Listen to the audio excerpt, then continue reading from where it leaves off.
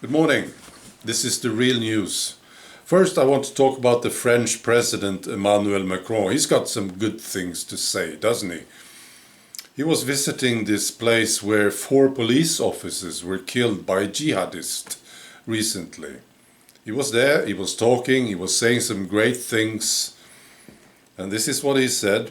And this is important. It's a message, I think, to all of us.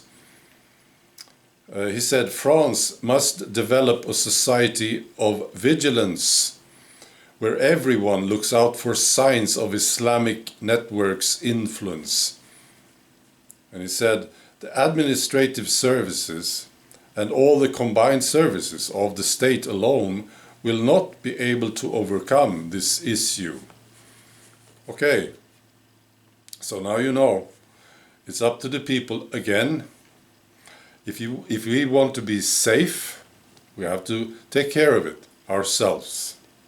And isn't it interesting, this guy, this jerk, Emmanuel Macron, is flooding his own nation with people who are a threat to the society. And now he leaves it up to the people to solve it. Yeah, great. Here's a story from the UK. Apparently, I don't know if this is true, but I think it is. All tariffs will be scrapped on wine and honey in the UK if there is no deal. If Britain leaves the EU without a deal, all tariffs on wine and honey, along with 88% of goods imported to the UK. This tariff arrangement would last for a year, while a new permanent regime is being worked out and full free trade agreements around the world are struck. You know what this means? I think it means that England is going to be a very popular country to go to. Yeah, it's going to be great for tourism. And of course, it's going to be great for the citizens. Cheaper. It's going to be cheaper, yeah. And all the money that the assholes in Brussels have been gathering with the tariffs, they will not get them anymore. That's very sad, isn't it? And I have another sad story, and this is the United Nations.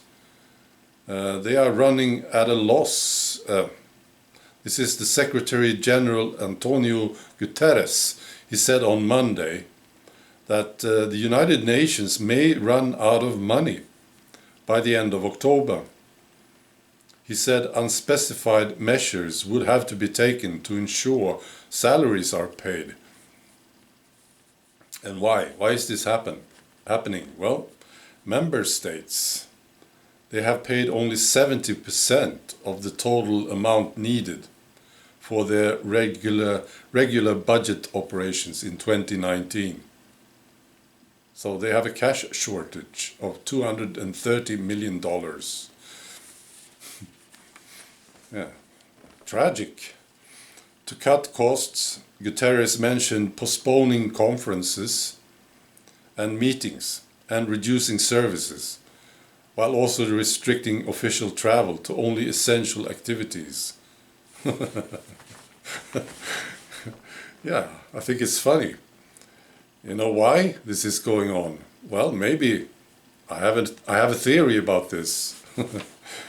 Maybe you are not delivering anything useful to the nations, and when the nations run out of money, they save money on the United Nations, you know, because you don't deliver anything. We don't need you guys anymore.